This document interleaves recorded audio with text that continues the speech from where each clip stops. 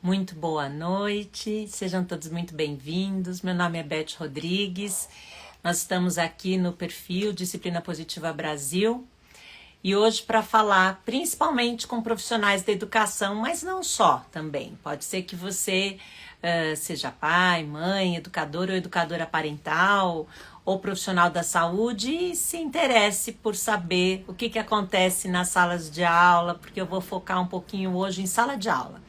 Como todo mundo aqui já foi algum dia aluno, ou ainda é, eu acho que esse assunto pode ser interessante para muita gente. Sejam todos bem-vindos, muito obrigada pela pontualidade, pelo interesse no assunto. Olha só, eu preciso assumir para vocês que eu não gosto muito do título do nosso encontro de hoje, tá? Eu quero até explicar. Vocês sabem, para quem não me conhece, está me conhecendo agora, né? Eu já falei meu nome. Então, comecei com 16 anos o magistério e estou há exatos 40 anos atuando na profissão. E o título que a gente escolheu para hoje foi a partir de mais de uma vez terem me perguntado isso. Terem me perguntado assim, Beth, tem algumas formas para a gente fazer os alunos se comportarem? Então eu acho ótimo, porque as pessoas ficam à vontade para me fazer todos os tipos de perguntas e eu quero também ficar à vontade para responder ou não, né, exatamente o que as pessoas me perguntam. Então, eu vou responder sim, fiquem tranquilos, não sei exatamente quem me perguntou, acabei não pegando o nome de quem foi, até porque é uma pergunta recorrente, ela muda um pouquinho as palavras, tal, mas as pessoas, os profissionais da educação que têm que lidar com um grupo, né, às vezes vários grupos de crianças, de adolescentes, às vezes com mais de 20, mais de 30, mais de 40, mais de 50, cheguei a ter 49 alunos de educação de fundamental, que ano que era aquilo? Quarto ano eu tinha 49 alunos em Paraisópolis, numa escola municipal de lá, há alguns anos atrás, bom, já muitos anos atrás, enfim. O que eu estou querendo dizer é que nós, professores, temos essa difícil missão, essa função de lidar com turmas de crianças e adolescentes. Se já é difícil para quando a gente é pai e mãe, que a gente está lá com 1, 2, 3, 4, mesmo quem tem muitos filhos, saiba que 20, 30, 40 é muito mais difícil, tá? Ah, não é porque é aluno, é diferente da relação pai e mãe e tal. Tem prós e contras, essa é outra live que a gente pode fazer outra discussão, mas o que é unânime é que tanto crianças quanto adolescentes, sejam eles filhos em casa, sejam eles alunos na sala de aula, eles têm comportamentos bem desafiadores. E eu tô chamando aqui de desafiadores aqueles comportamentos difíceis de lidar, né? Que a gente fica mesmo na dúvida do como lidar. E a pergunta aqui foi interessante porque ela foi muito específica. Ela não tá perguntando como lidar com os comportamentos desafiadores. A pergunta é formas para os alunos se comportarem bem. Quer dizer, eu quero que o meu aluno se comporte bem, eu não quero saber como que eu faço para quando ele se comportar mal. Então, eu achei interessante e é isso que eu vou explorar com vocês hoje. Então, eu queria começar fazendo essa reflexão sobre o que é não se comportar, né? Para os alunos que não se comportam em sala de aula, porque eu quero que os meus alunos se comportem. Então, quando a gente começa cursos de disciplina positiva, né? Para quem não me conhece, eu sou trainer em disciplina positiva, tive a honra de fazer a tradução de 7 livros, entre outros materiais da série Disciplina Positiva, né? Para a editora Manoli. E sou também autora, criadora do programa que é o Formação Integral em Educação Parental e a pós-graduação integral em educação parental. Então, esse assunto, formação de profissionais, formação de professores, formação de educadores parentais, a gente tá toda hora conversando sobre isso. E é por isso que surgem tantas conversas e tantas perguntas sobre como lidar com os comportamentos desafiadores das crianças e dos adolescentes. E eu queria contar, para quem nunca fez curso nenhum de disciplina positiva, que tem uma atividade básica, assim, super típica, comum do primeiro dia dos cursos de disciplina positiva, que é a seguinte: a gente pergunta para os participantes, sejam eles pais, mães, sejam eles profissionais da educação, enfim, depende do curso, né? Educadores parentais e tal, quais são esses comportamentos desafiadores das crianças e dos adolescentes? E a gente pede para fazerem uma lista. Eu não vou fazer atividade com vocês, até porque alguns de vocês eu sei que já fizeram, que eu já identifiquei gente aqui que já fez curso comigo. E essa lista, ela pode mudar, gente, uma ou outra palavra, tá? De verdade. Alguns sinônimos, mas elas são muito parecidas no mundo inteiro. Em qualquer lugar do país, em qualquer tipo de escola, tipo de contexto ali, regional, qualquer região, sabe? Então, é muito interessante que nós adultos, costumamos reclamar dos mesmos comportamentos desafiadores, sejam das crianças, né, filhos, alunos ou dos adolescentes. Então, eu não vou fazer a lista dos comportamentos desafiadores, que isso seria gigante. Mas vamos pensar em sala de aula, alguns que são típicos. Então, a gente tem é muito comum hoje em dia, para qualquer faixa etária, aqueles alunos que interrompem. Se são pequenos, eles gritam, choram, têm ataque de birra. Se são mais velhos, eles mentem, eles são bagunceiros, eles não entregam as tarefas em dia. Enfim, tem mil exemplos. O que a gente costuma fazer, nós profissionais que estudamos, principalmente quem estuda a disciplina positiva, é investigar o porquê eles fazem o que fazem. Então, vou até pegar um dos livros aqui na minha estante, porque existem muitos, tá? E a gente tem aqui alguns em inglês, alguns em português. Eu vou pegar um aqui, eu vou pegar o de sala de aula. Pronto. Porque o de sala de aula, né, já que eu tô falando hoje com professores, nesse livro, por exemplo, que eu também tive a honra de co-traduzir, nós temos o seguinte: um capítulo que traz, e quase todos os livros da série nós temos isso, o porquê as crianças agem como agem, o que está por trás do comportamento deles. Então, esse é um ponto importantíssimo que eu quis trazer a reflexão de vocês. Eu vou resumir, não vou falar das crenças, não vou falar dos objetivos, porque isso seria uma aula mesmo que eu precisaria dar sobre o assunto. O que eu vou trazer é o seguinte, a seguinte reflexão. Quando sabe aquela analogia do iceberg, daquela montanha de gelo? Vocês sabem que a única parte do iceberg que a gente enxerga é a pontinha, né? Por isso que tem esse nome, iceberg, né? Então, é uma montanha de gelo que a gente enxerga a pontinha. Bom, o que a gente não enxerga é a maior parte da montanha, é o mais importante. Em relação aos comportamentos das crianças e dos adolescentes, é mais ou menos a mesma coisa. A gente só enxerga o comportamento, a pontinha, é o que a gente consegue enxergar. O resto que está encoberto ali pelo oceano, que no caso pode estar encoberto pelas emoções e pelas situações e a gente não consegue enxergar, é o porquê eles fazem o que fazem. Quais são as crenças por trás desses comportamentos? Quais são os motivos? Porque muitas vezes aquele comportamento que a gente está enxergando é a resposta da criança ou do adolescente para alguma coisa, algum problema que está ali embaixo, né, imerso lá no iceberg, que a gente não está enxergando. Então, desvendar, né, a gente brinca que é decifrar o código, que é desvendar, olhar para esse iceberg, mergulhar e entender, nos ajuda a compreender as crianças e evitar novos comportamentos desafiadores ou que esses comportamentos continuem acontecendo, porque aí a gente aprende a lidar com os comportamentos.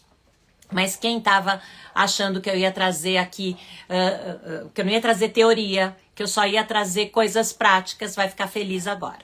Porque eu fiz uma lista, gente. Eu não sei se vocês vão gostar da minha lista, tá? Mas eu fiz uma lista de coisas, maneiras.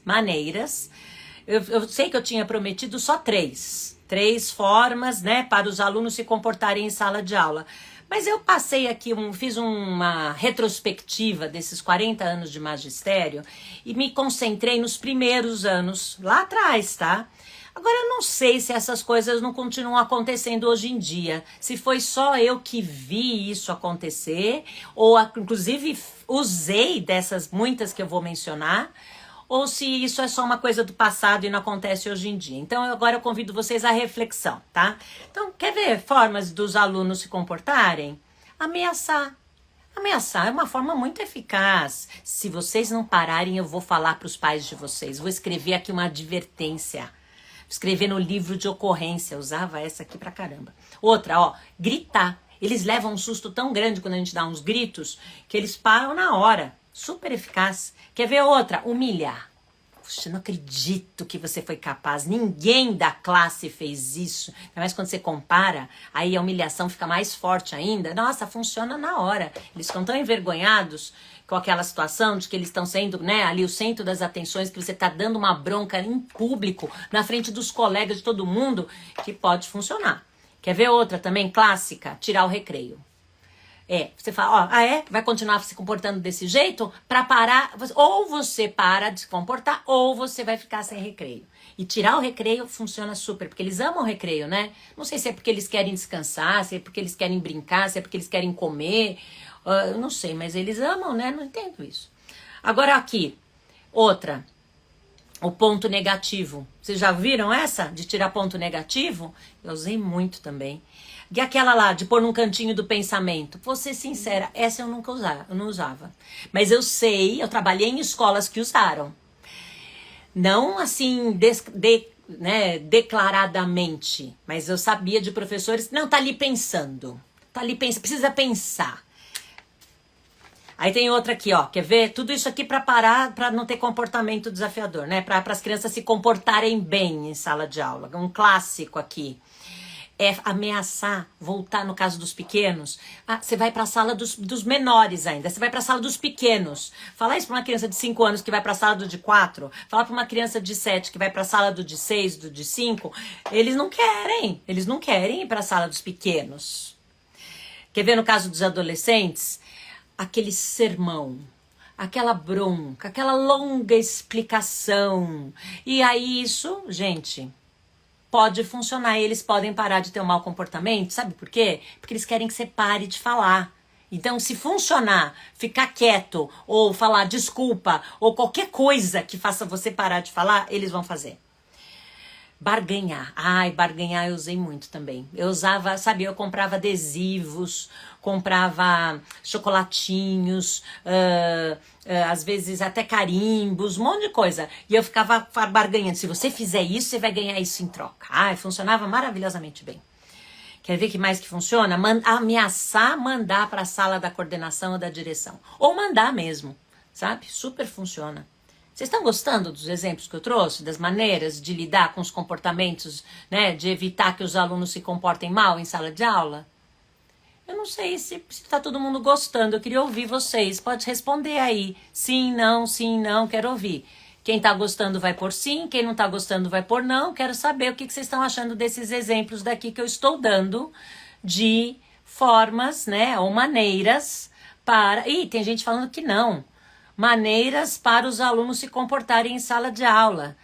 Tem mais gente falando que não.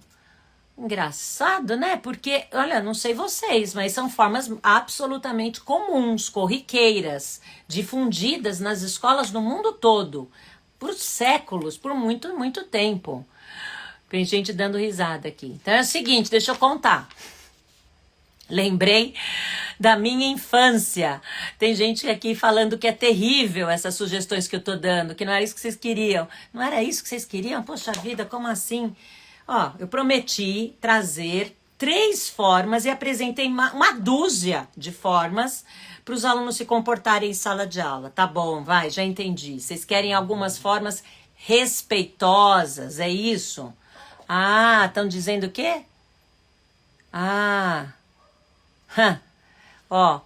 Já participei, já passei por tudo isso como aluna, também já apliquei algumas dessas formas como professora. Eu adoro que vocês são honestos que nem eu. A gente tem que ser, né? A gente tem que assumir. É isso aí. Bom, gente, seguinte. Vou trazer o que eu acho que é o que as pessoas queriam, que não são essas formas tradicionais, né? Punitivas, ou até permissivas demais, essa história de ficar barganhando, trocando por prêmios e recompensas. Vocês sabem o efeito disso em longo prazo, né? Na hora, funciona. Mas em longo prazo, esses alunos não vão querer, porque essa que ficou, que adorou aqui receber os prêmios, receber, né, em troca, se você se comportar direito, você vai ganhar não sei o que lá, só vai aprender a se comportar direito para ganhar coisas. Esses aqui que ficaram, se sentiram humilhados, né, ou porque foram ameaçados, ou ouviram berros, gritos, ficaram sem recreio, levaram ponto negativo ou sei lá o quê, esses daqui muito provavelmente, ó, vão se distanciar de você. É um distanciamento que pode gerar um silêncio e que você vai achar que é obediência, cuidado, tá? Pode gerar mentira e talvez demore para você descobrir a verdade. Pode gerar baixa autoestima. Eles podem se sentir mal e acreditar que são aquela pessoa ruim, aquele aluno incapaz. Os efeitos dessas atitudes, dessas maneiras de disciplinar os alunos, em longo prazo, são perigosíssimos. Então, já mencionei alguns. A baixa autoestima, a rebeldia, a revolta, a mentira, a dissimulação. Ah, vou fazer, ninguém vai me ver, sabe? Vou fingir que eu tô fazendo, mas não vou fazer o que eu quiser. Pois é. Então, vamos focar em formas ou maneiras respeitosas, empáticas e, atenção, aposto que essa parte vocês vão gostar, eficazes, em longo prazo, para os alunos não se comportarem mal em sala de aula. Então, vou dar 3, só 3 mesmo, até porque eu já não tenho muito tempo. Vamos lá que vou focar em 3 maneiras muito respeitosas, empáticas, encorajadoras e eficazes para evitar que os alunos se comportem mal em sala de aula. Então vamos lá para a primeira. Essa primeira, gente, é o começo de tudo. Se você não fez isso, olha, nós já estamos em outubro. Se você não fez isso lá no início das aulas, no começo do ano, dá tempo de você ainda fazer. Pois é, você vai falar, mas Beth, já estamos em outubro, como você está falando que é uma coisa básica, que eu deveria ter feito no primeiro dia de aula? Pois é, deveria. Não fez? Tá bom. Talvez dê tempo. Se não der tempo com essa turma, quem sabe o ano que vem, no começo do ano, tá? Guarda que isso aqui é ouro. Acho que vocês já sabem. Criar com os alunos uma conexão, um vínculo, um elo, uma ligação. O nome que você vai dar pode ser rapport, pode ser o nome que você quiser. Mas vocês já entenderam do que se trata? Estamos falando dessa ligação, desse vínculo, desse elo, dessa conexão entre nós, profissionais da educação, e os nossos alunos. Esse é o primeiro passo. Quando eles perceberem, descobrirem que você sente respeito, e você demonstrar esse respeito, que você consegue sentir empatia e demonstrar essa empatia. Quando eles perceberem que você tá ali por eles, tá ali valorizando eles, tá ali respeitando, tá ali se importando. Acho que essa é uma boa palavra. Quando eles percebem e você consegue demonstrar que você se importa com seus alunos, gente, esse é o primeiro passo para você não ter mau comportamento em sala de aula. Porque a gente não vai querer se comportar mal com alguém que está se comportando bem com a gente. A gente não vai querer aprontar e fazer bagunça com alguém que demonstra respeito, empatia, carinho, afeto, né? Que demonstra que se importa com a gente. Então, aí vocês devem estar pensando, tá bom, Beth, mas não é fácil, né? Todo dia, tempo todo, demonstrar esse respeito, demonstrar esse afeto, esse carinho que eu me importo. Pois é, mas vale a pena. Agora tem que ser verdadeiro, né? Não é só fazer de conta que você gosta, não é só fazer vozinha de boazinha, que isso é falso, os alunos percebem. Não é isso, não tô falando pra você fazer papel de boazinha, de falso, não é isso. A ideia é você se conectar. Então eu vou dar algumas ferramentas da disciplina positiva que nos ajudam nessa conexão. Aquele famoso olho no olho, que no caso dos pequenos significa se abaixar para olhar. Aquele famoso tom de voz respeitoso. Não precisa aos berros, aos gritos. Dá para falar num tom de voz normal. Sabe aquela outra história de você identificar qual é o sentimento daquela criança e validar qualquer sentimento? Ah, tá com raiva porque o colega quebrou o brinquedo dela. Ah, ela tá triste porque ela tirou nota baixa. Qualquer sentimento. Você vai falar, eu entendo, você deve estar triste mesmo, você tirou nota baixa. Puxa, você deve estar com raiva mesmo, seu colega quebrou seu brinquedo. Puxa, você que é aluno do ensino médio, você deve estar muito decepcionado com seu colega, que você descobriu uma fofoca, né? Que fez, poxa, imagino. Então, vejam, todos os sentimentos são válidos. E quando a gente valida esse sentimento, a gente verbaliza, nomeia, você não está só trabalhando na alfabetização emocional do seu aluno e da sua aluna, mas você também está demonstrando que você tem empatia. Você consegue perceber qual é o sentimento da outra pessoa. E você consegue, aquela velha história, né? Consegue se colocar no lugar da outra pessoa para poder demonstrar, olha, eu imagino como você está se sentindo, tá? E aí, gente, esse é o primeiro passo. Então, como eu disse, a partir disso, inclusive tem uma outra ferramenta da disciplina positiva que eu adoro, que se chama conexão antes da correção, que é o seguinte, conexão aqui eu já expliquei, né? Vínculo, elo, ligação. Correção não tem nada a ver com punição, hein? Alto lá. Até porque, para quem não conhece essa abordagem, é uma abordagem não punitiva e não permissiva, tá? Então, correção aqui é educar, é ensinar, orientar, dar limites. Vamos supor que, pegar esse caso dessa aluna que o colega pegou um objeto dela, um lápis dela, sem pedir permissão. Porque essa aqui vale para várias idades, né? Todos os segmentos. Essa aluna tá brava com esse colega que pegou um objeto dela sem pedir permissão. Ela tá no direito dela de ficar brava. E você pode dizer isso. Eu imagino quando você tá se sentindo, você deve estar brava, né? Eu também não ficaria brava se alguém pegasse alguma coisa minha sem pedir minha autorização. Entenderam? Esse é o primeiro passo. Essa é a hora que você estabelece a conexão. Aí você diz, bater no colega porque pegou seu lápis sem pedir a sua autorização? Não pode. É a hora que você faz a correção. É a hora que você é firme. É a hora que você ensina algo. Porque sentir, você pode sentir qualquer coisa. Se comportar, não. Você não pode se comportar de qualquer maneira. Então, gente, o segundo passo para você que já se conectou com o seu aluno, que agora eu vou ensinar, né? Porque eu falei, prometi 3 maneiras, tá? Então, tô indo para a segunda. É fazer acordos com o seu aluno.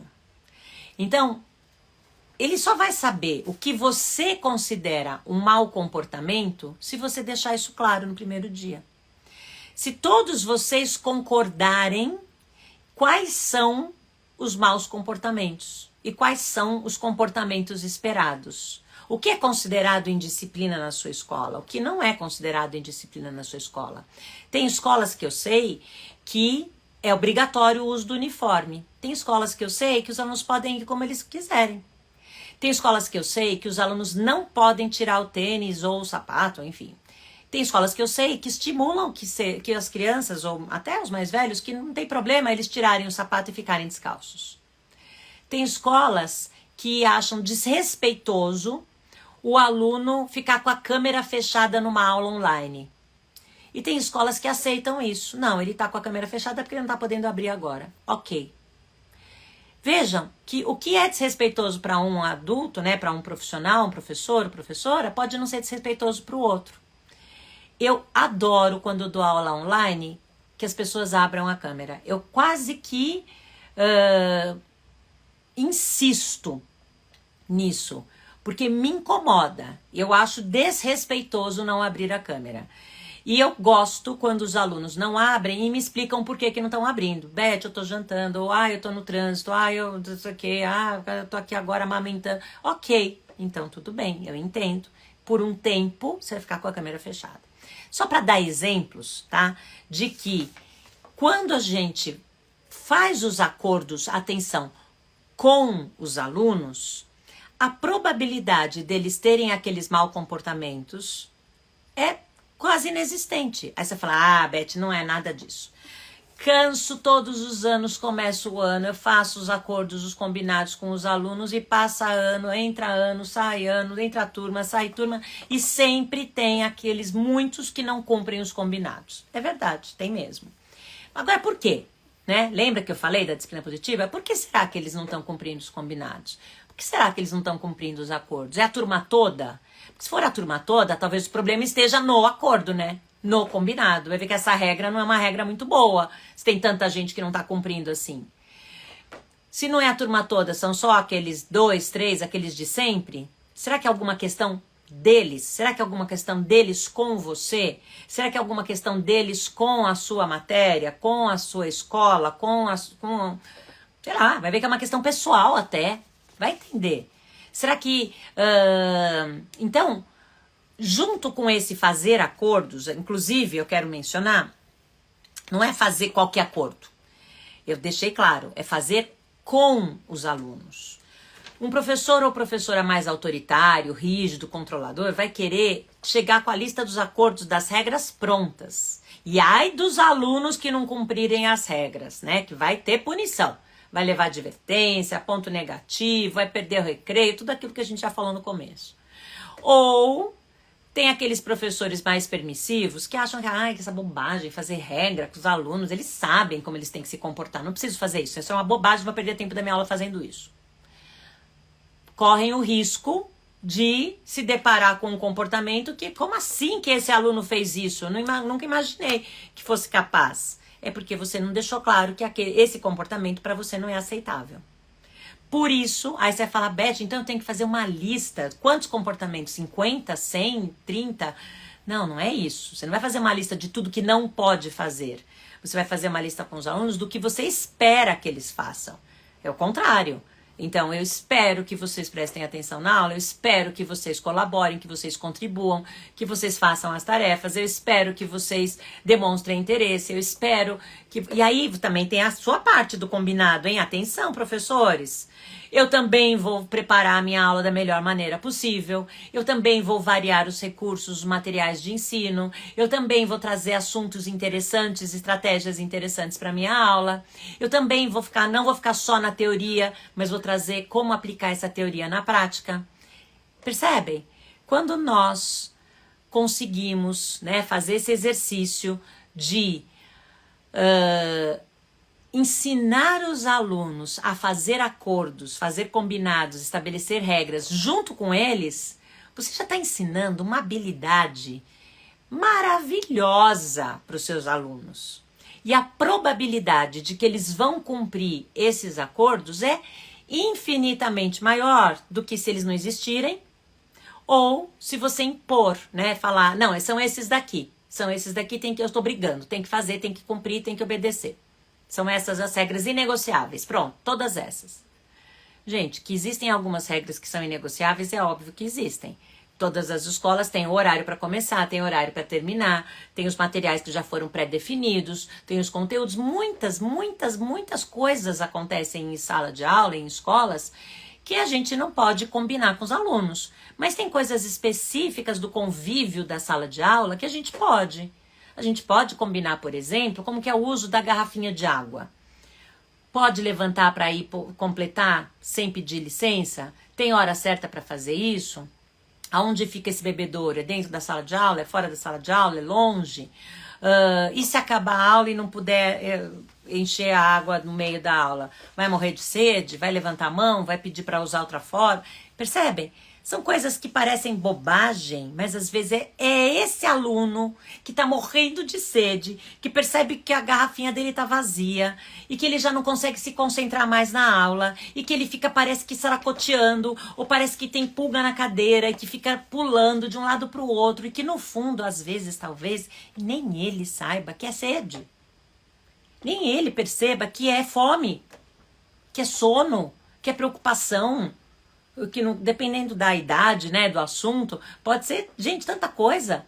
No caso de uma criança pequena, pode ser saudade da mãe, do pai. No caso de um adolescente, pode ser uma preocupação com um namorado, uma namorada.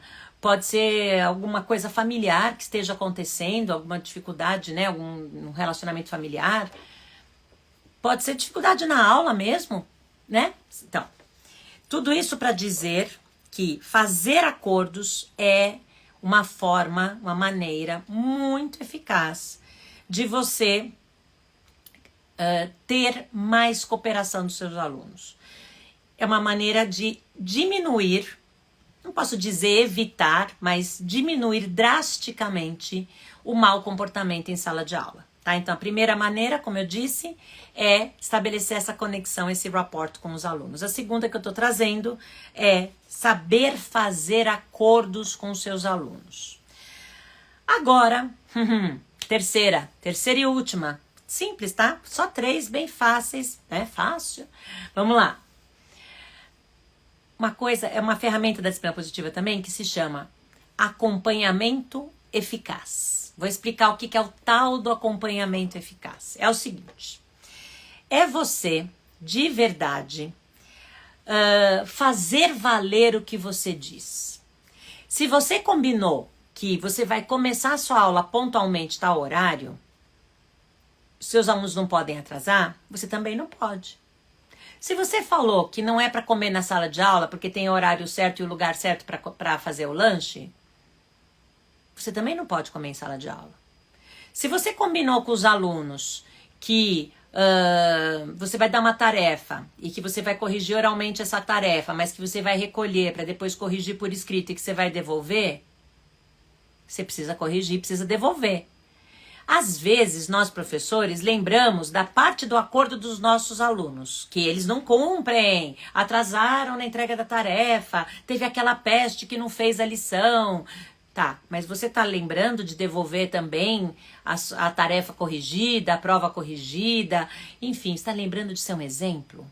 Ser coerente, consistente, encorajar os seus alunos através do seu exemplo, para que eles também cumpram aqueles combinados e tenham os comportamentos que são esperados em sala de aula? Porque se a gente está falando de maneiras para os alunos se comportarem em sala de aula, vocês podem escolher aquelas mais de 12 ideias que eu dei no começo desse nossa live aqui de hoje, ou né, que a gente sabe que até podem funcionar na hora, mas muitas delas são autoritárias, não são respeitosas, e elas funcionam só na hora, e elas não funcionam em longo prazo, o aluno vai aprontar de novo, daqui a pouquinho, e pior, eles não vão aprender nada de bom, ao contrário, eles só vão ter mais vontade de ter comportamentos desafiadores. Podem mentir, como eu disse, podem se sentir mal, podem querer entrar numa luta de poder com você, faz, não faço, faz, não faço, faz, não faço. Então, os comportamentos desafiadores só pioram se a gente usa estratégias ou medidas punitivas, tá? Ou desrespeitosas com os alunos. Então, esse terceiro do acompanhamento eficaz, né? Eu vou explicar um pouquinho o que é. É você... quando você tem alguma necessidade ou de fazer acordos com os alunos ou de resolver um problema com os alunos, tudo começa com uma conversa. Entre a turma toda ou entre aquelas pessoas envolvidas. Então vamos supor que é uma questão que a turma toda pode colaborar. Então você faz essa conversa amigável, você levanta qual é o problema, ou quem quiser levanta qual é o problema. Todos têm a chance de se colocar, de falar, de trazer alguma sugestão, de buscar sugestões. Então aí você ensina para os alunos uma habilidade incrível, importantíssima, que é saber resolver problemas. Porque, gente, vocês já sabem, só tem um jeito dos alunos aprenderem a resolver problemas. Resolvendo. Então, quando a gente abre espaço na sala de aula para essa conversa amigável, para que todos possam expressar os seus sentimentos, as suas ideias, a sua perspectiva, o seu ponto de vista, aí você tem uma lista de sugestões. Aí você vai junto com os alunos descobrir se essas sugestões, essas soluções para o problema, se elas são adequadas ou não. Então você vai checar, elas são respeitosas? Tem até 3 R's e um U para checar. Também ferramenta da disciplina positiva. Chama os 3 R's e um U das soluções. Ó, respeitosas, relacionadas, razoáveis e úteis. Então você vai perceber. Tirar o aluno do recreio. Geralmente não tem nada a ver com o mau comportamento do aluno, né? O aluno fez lição, você tira o recreio dele. Razoável. Se você, por exemplo, humilha, dá ponto negativo, né? Manda para a sala da direção com uma advertência, manda uma carta. Às vezes é um exagero, uma coisa assim que era bastava um bate-papo ali para entender o que aconteceu, dar um novo prazo para o aluno, uma segunda chance, aproveitar esse erro como oportunidade de aprendizagem. É isso que a gente deixa de fazer em sala de aula, quando a gente vai direto para a punição, tá? E no caso eu mencionei respeitoso, razoável, não, relacionada, razoável, agora eu vou falar do respeitoso. Se a gente fala para o aluno, por exemplo, vou te dar um sermão para te explicar por que você não podia ter feito isso. Pronto. A gente acha que a gente está respeitando porque a gente está explicando. Será que precisava mesmo? Será que ele já não sabia? Às vezes é mais desrespeitoso falar demais do que, de verdade, deixar o aluno chegar a essa conclusão sozinhos, né? Então, gente, vou só finalizar, né, esses passos para conseguir a cooperação dos alunos, esses passos para conseguir fazer acordos com os alunos, lembrando que você faz parte desses acordos. Os acordos, a lista de combinados, não é só coisas para os alunos fazerem, tá? Senão não é justo isso. Você faz parte dessa equação da sala de aula. Você é um personagem importante na sala de aula. Então, os alunos precisam levantar a mão para falar? Ok, porque você está ali na administração, no gerenciamento do tempo, dos turnos de voz, ok. Agora você também precisa abrir espaço para que eles possam falar. Os alunos podem fazer perguntas quando tiverem dúvidas? Ok. Você, professor, também tem que ajudá-los a buscar as respostas para essas perguntas.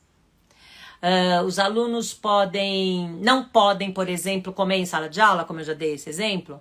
Você também, professor, também não pode. Os alunos não podem usar o celular. Você também, professor, não pode. E assim por diante, tá? Então, faça a sua parte dos seus acordos.